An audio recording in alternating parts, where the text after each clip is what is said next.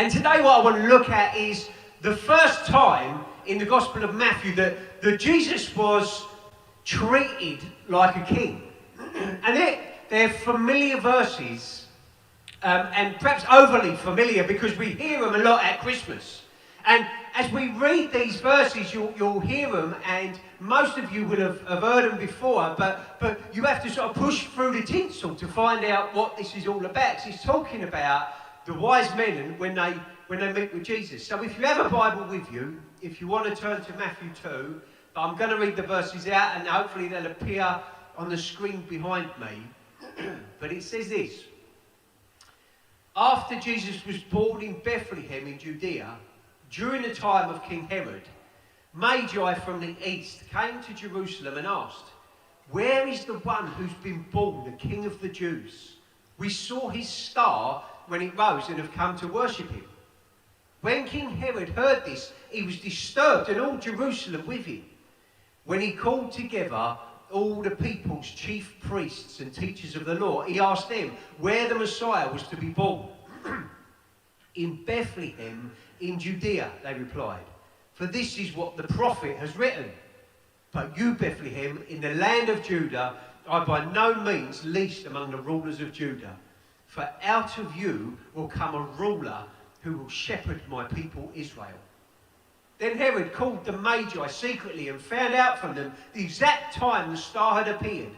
He sent them to Bethlehem and said, "Go and search carefully for the child. As soon as you find him, report to me so that I too may go and worship him." After they'd heard the king, they went on their way, and the star they'd seen when it rose went ahead of them until it stopped over the place where the child was. When they saw the star, they were overjoyed. On coming to the house, they saw the child with his mother Mary, and they bowed down and worshipped him. Then they opened their treasures and presented him with gifts of gold, frankincense, and myrrh. And having been warned in a dream not to go back to Herod, they returned to their country by another route. So Steve last week set up this series looking at the kingdom of God. And what he said was that God's kingdom is wherever God reigns. And so what we want to look at right at the beginning of this series is, who is this king and what's he like? What's the characteristics of this king and where he reigns? And what we see right at the beginning is that he hasn't got kind of the earthly advantages that are associated with royalty. He's born in poverty.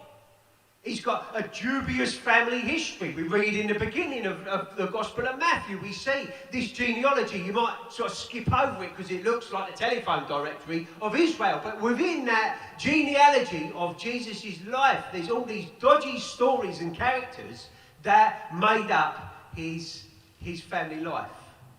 We know that later that there's these scandalous kind of claims around his birth and his parentage. We know that at times he was homeless, he was persecuted, and had to flee as a refugee to Egypt to escape persecution.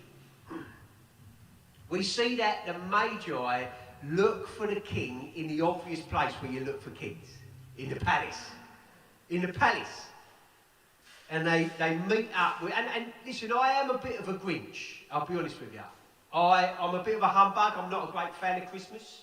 I like lots of food, I like that. I like getting presents. I don't particularly like giving presents. I'm you know, the fact that I was told as a kid that if I was good, there was an old man that would come down the chimney with a white beard, that actually scared me slightly.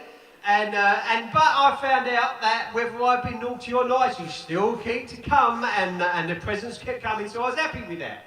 But when you look at these stories that are so familiar to us about the life of Jesus and the birth of Jesus, we see that some of the things that we take for granted are not actually there. So, you know, when you get the Christmas decorations out, some of you have got these like nativity scenes, and you get the shepherds and the wise men and the donkey and the little... It probably wasn't like that. Actually, the truth is the Magi probably weren't in the same room when the shepherds were there. This could be over 2 years later than when it was. So when you get the Christmas decorations out, you have to leave, if you want to be biblically authentic, you leave the Magi in the box. Perhaps get them out in September or something like that if you're really involved in it. But in the Bible, it's actually, they're two separate stories. And what it is, these guys come and honour Jesus for the first time as a king. Actually, there probably wasn't just three kings. I don't know where that tradition came from, but chances are that this caravan that came from the east to visit Jesus probably had more than the three, and they would have had all their servants and stuff, and certainly they'd have had soldiers guarding them. So there was this huge caravan coming in. No wonder it caused a stir coming into this place. They brought these gifts: gold, frankincense, and myrrh. And listen, as a fairly recent grandfather with a toddler running around, this gives a whole new think to what it was like actually can you imagine bringing that to, I've got a gift for your kid. You know, and you know what it's like when people turn up to your house unannounced, yeah? You turn up to your house unannounced, especially if you've got a toddler. You're sort of picking up clothes and kicking nappies under the chair and all this, and then there's a knock at the door and they're coming in, and there's royalty standing there in front of you with all their gold and their entourage and camels parked outside. Could you imagine? And then they come in and they're looking for a place to worship your toddler who's hanging on to your leg, and you're saying, and he's passing him gifts and say thank you, Jesus. And he's quiet, and they're trying to stop him from crying, and isn't it a funny smell in here?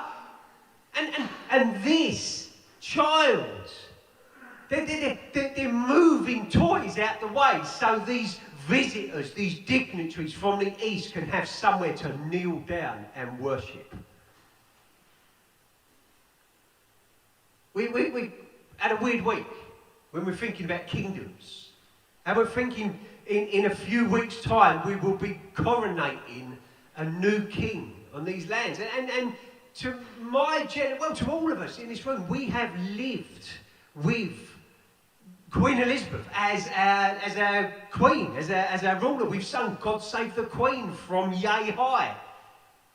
You know, and now it's changed, and we remember we've seen black and white film footage of the coronations. We've seen jubilees where we've been out there with faces painted red, white, and blue and waving plastic Union Jacks. But never have we worshipped her. We've honoured her. Here, these visitors from the east with money and influence are bowing down and worshipping this toddler as the Messiah, as the King of all kings. Never has there been anyone worshipped in this manner. And what makes it even more impressive is when we contrast this to Herod the Great. Now, he was known as King of the Jews. That was a title bestowed on him by the Romans, the occupying rule of Judea at the time. He was put in place and he was named as King of the Jews. And what we know of him is that he was a good building projects, but he was a ruthless tyrant that crushed any sort of hint of rebellion. He was known to have killed members of his close family, including his own children, so that he stayed in a position of power. He was called king. But it was a man-made title bestowed on a flawed human being. You contrast that to this innocent, vulnerable, truly anointed king. There's been loads of stories coming out about the Queen this week, isn't there? One of my favourites was this story that was told by one of Queen Elizabeth's former protection officers. Some of you might have seen this, Richard Griffin, and he was looking after her in Balmoral, and he was walking around with the Queen as they did on her land, and he says that there was these two Americans on a walking holiday, and they came across and clearly did not recognise the Queen and the guard. And so I'll read it out. It says, the American man asked her if she lived in the area, to which she replied that she did indeed have a house nearby. She said that she lived in London but had a house just over the hill. And he asked her how often she'd been coming up here. And she said that she'd been coming up for more than 80 years. And he said that you could see the cogs were ticking. He said, well, if you've been coming up here for 80 years, you must have met the Queen. As quick as a flash, she said, well, I haven't, but Dickie here meets her regularly. So the guy asked me what she was like, and because I was with her a long time, I could pull her leg. So I said that she could be very cantankerous at times, but she's got a lovely sense of humour. Anyway, the next thing I knew, the guy comes round, puts his arm around my shoulder, and before I could see what was happening, he gives the camera to the Queen and asks her to take a photo. Anyway, we swapped places, and I took a photo of them with the Queen, and we never let on, and we waved goodbye. Then Her Majesty said to me that she'd love to be a fly on the wall when he shows these photos to the American friends, and hopefully someone will tell them who she was. You've got this royalty hidden in plain sight. And when we look at Jesus, we see the King of all kings, the one who angels visited shepherds in a field and glory was seen. The one who caused a virgin to be impregnated with a baby. The one that it was prophesied for centuries that the one was coming. And he's wrapped up in human, vulnerable flesh. And most people didn't notice him. They just overlooked him. Tiny human, but a massive threat in this little body to all of the world's powers. And if this is the king of the kingdom, doesn't that give you hope if you feel like helpless or overlooked? If you somehow feel powerless and vulnerable? Sure, that's signs of the kingdom. When people overlook you, well, they did our king. And it means that we get opportunity to, under the radar, serve our king without the pomp and ceremony and worldly slaps on the back. We get to worship God in the way that we live in an understated, under the radar way. Ephesians 6 says this: slaves, obey your earthly masters with respect and fear, and with sincerity of heart, just as you would obey Christ. Obey them not only to win their favour when their eye is on you, but as slaves of Christ, doing the will of God from your heart. Serve wholeheartedly as if you were serving the Lord, not people.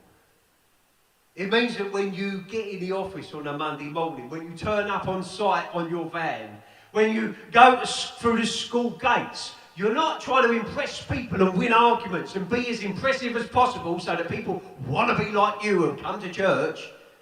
No, we're not worried about other people's opinions. We are serving the King in an understated, unglorious, but sincere and honest way. We live our lives for the audience of one, the one that really counts, so that his honouring of us is what really matters. And it means if people overlook us, so what?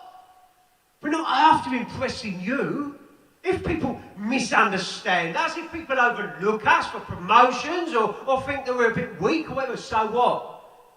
We're not trying to please you. We are living our lives for his glory, for our overlooked king. We live our lives for the accounting that really matters. I want to finish with this. It may be here that some of the stuff you've heard today and some of the stuff that's come out in the worship, you feel like that, you don't quite get. And just imagine if Herod, on hearing about this king, suddenly was gripped with remorse and realised what he'd done.